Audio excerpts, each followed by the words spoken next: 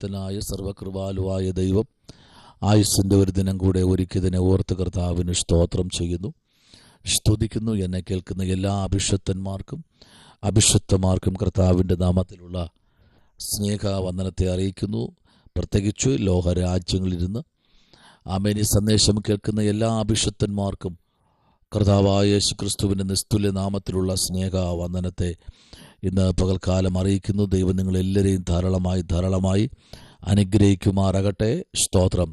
ഈ പ്രഭാതത്തിൽ അല്പനിമിഷം ധ്യാനിപ്പാൻ യോഹന്നാൻ എഴുതിയ സുവിശേഷം 5-ാമത്തെ അധ്യായം അതിൻ്റെ 25-ാമത്തെ വാക്യം.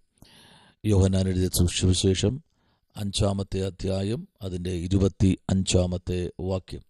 ആമേൻ ആമേൻ, ഞാൻ നിങ്ങളോട് പറയുന്നു, മരിച്ചവർ ദൈവപുത്രൻ്റെ ശബ്ദം കേൾക്കുകയും കേൾക്കുന്നവർ ജീവിക്കുകയും ചെയ്യുന്ന നാഴിക വരുന്നു, ഇപ്പോൾ വന്നുമിരിക്കുന്നു. സ്തോത്രം. വളരെ അനുഗ്രഹിക്കപ്പെട്ട ഒരു വാർത്തയാണ് ഇന്ന് പകൽക്കാലം നമുക്ക് ദൈവം തന്നിരിക്കുന്നത്. ആമേൻ. സ്തോത്രം. പലരും ചോദിക്കാറുണ്ട്, മരിച്ചു കഴിഞ്ഞാൽ പിന്നെ എങ്ങനെയാണ് ആമേൻ ദൈവത്തെ കാണുന്നത് അല്ലെങ്കിൽ ദൈവശബ്ദം കേൾക്കുന്നത്? എന്നാൽ വേദപുസ്തകം ശക്തമായി യേശു തന്നെ പറയുന്ന വാക്കുകളാണ്. യേശു തന്നെ തൻ്റെ വായ്മൊഴിയാൽ പറയുന്ന വാക്കുകളാണ് ഇവിടെ നമ്മൾ കേട്ടത്. സ്തോത്രം. 25, 24 ഇത്യാദി വാക്കുകളൊക്കെ നമ്മൾ വായിക്കുമ്പോൾ 28 ആമേൻ സ്തോത്രം വാർത്തകളൊക്കെ നമ്മൾ ചിന്തിക്കുമ്പോഴും ധ്യാനിക്കുമ്പോഴും അവിടെയൊക്കെ ഒറ്റ ശബ്ദമേ ഉള്ളൂ. ആമേൻ ആമേൻ ആമേൻ, ഞാൻ നിങ്ങളോട് പറയുന്നത്. ആമേൻ സ്തോത്രം. Praise Lord.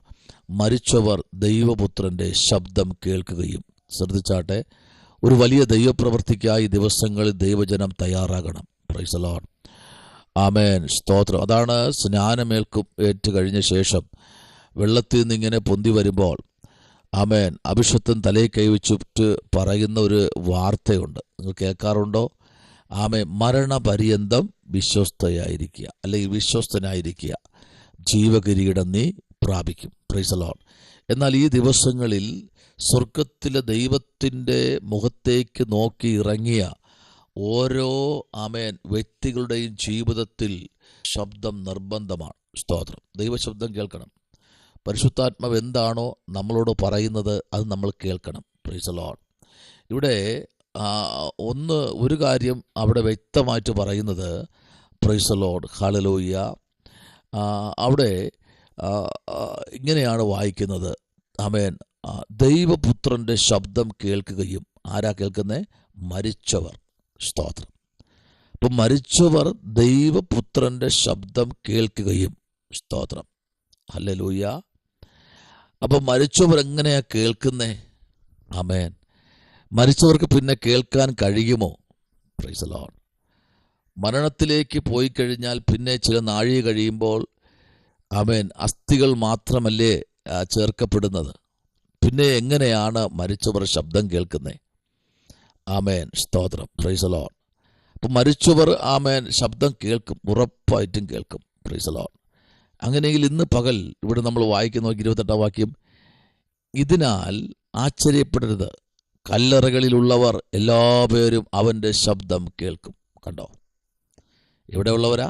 കല്ലറകളിലുള്ളവരെല്ലാവരും അവൻ്റെ ശബ്ദം. മധ്യാകാശത്തിൽ കർത്താവിൻ്റെ വരവിങ്കൽ ആമേൻ സ്തോത്രം കർത്താവിൻ്റെ പ്രവൃത്തിക്കായി വേർതിരിക്കപ്പെട്ടവരെ സ്വർഗം ആമേൻ ഉയർത്തെഴുന്നേൽപ്പിക്കുമെന്ന്.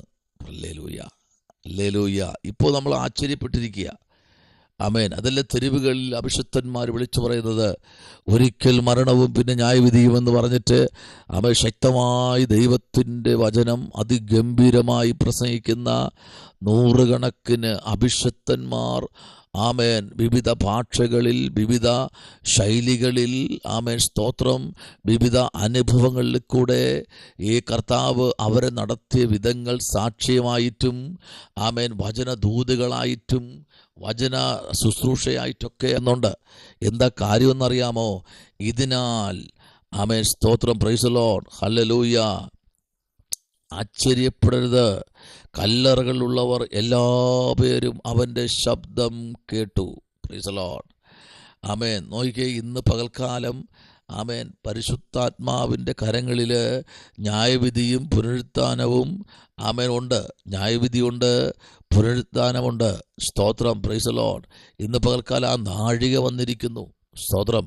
കർത്താവിൻ്റെ വരവിന് തൊട്ട് മുൻപ് ആമേൻ, ആമേൻ, സ്തോത്രം, മനുഷ്യൻ പലതും ചെയ്തു കൂട്ടും. പക്ഷേ ഇന്ന് പകൽക്കാലം ദൈവശബ്ദം ആമേൻ തിരിച്ചറിയുന്ന ദൈവമക്കൾ ഇന്ന് പകൽക്കാലം ഇരിക്കുന്ന ഇരിപ്പിടത്തിലിരുന്നു കൊണ്ട് ആമേൻ എന്ന് പറഞ്ഞ് ചിലത് സ്വീകരിച്ചെടുക്കുവാൻ പരിശുദ്ധാത്മാവിനെ നിർബന്ധിപ്പിക്കുന്നു. നോക്കിക്കേ, ഇവിടെ നമ്മൾ 25-ാമത്തെ വാക്യത്തിലേക്ക് ഒരു പറയുന്നത്, ആമേൻ ആമേൻ ഞാൻ നിങ്ങളോട് പറയുന്നു. സ്തോത്രം. 24 എന്താ വായിക്കുന്നത്? 24-ാമത്തെ വാക്യത്തിൽ എന്താ വായിക്കുന്നത്?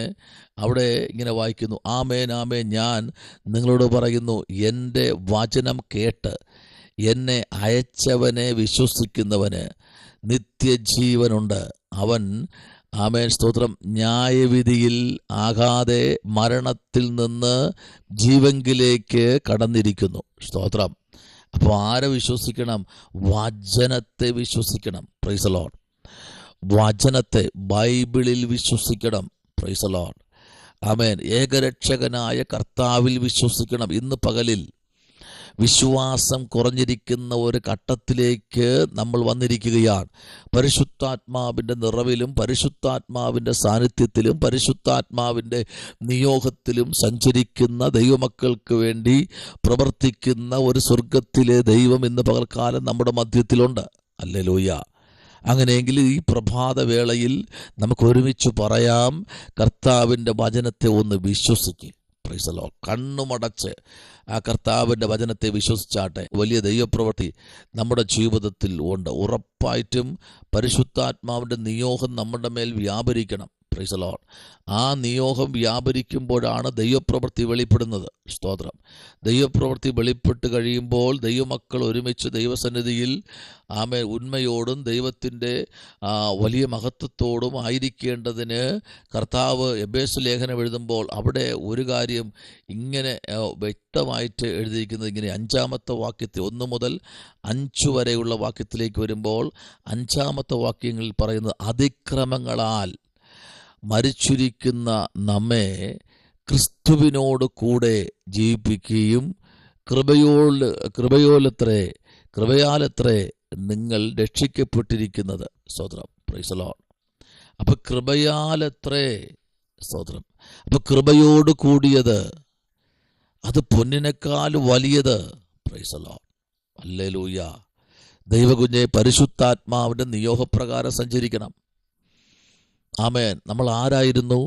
ആമേൻ, അതിക്രമങ്ങളാൽ, സ്തോത്രം, മരിച്ചവരായിരുന്ന. Price the Lord. അപ്പോൾ നമ്മളെന്ത് ആ പാപത്തിനകത്ത് മരിച്ചു കിടന്നു. സ്തോത്രം. നമ്മെ ക്രിസ്തുവിനോട് കൂടെ ജീവിപ്പിക്കുകയും. കണ്ടോ?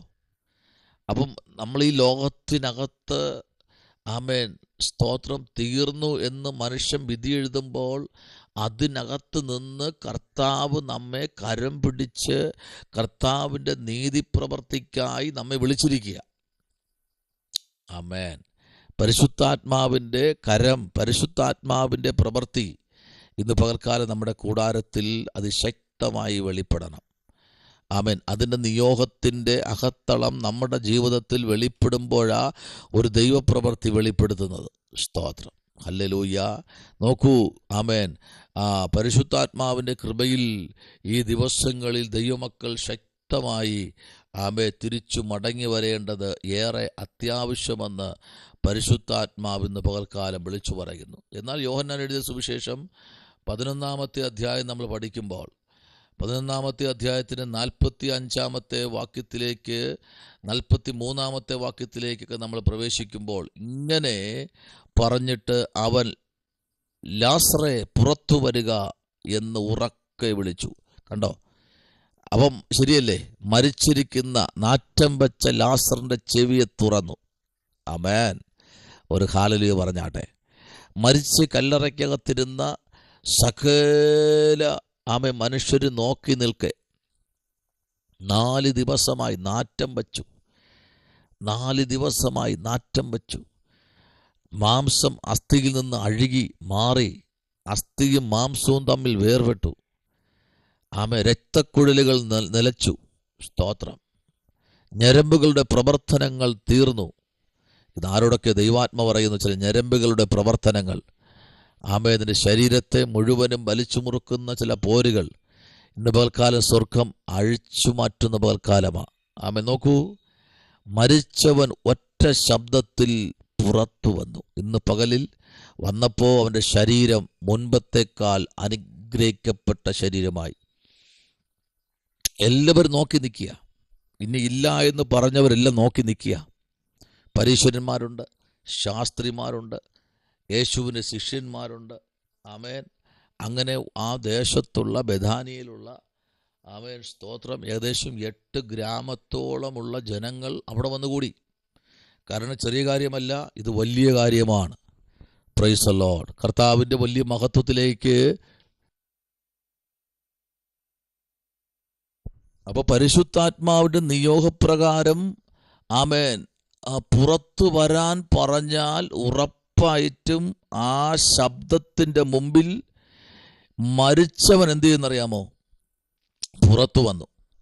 അവൻ്റെ കാലും കൈയും ശീലകൾ കൊണ്ട് കെട്ടിയും മുഖം റൂമാൽ കൊണ്ട് മൂടിയും ഇരുന്നു.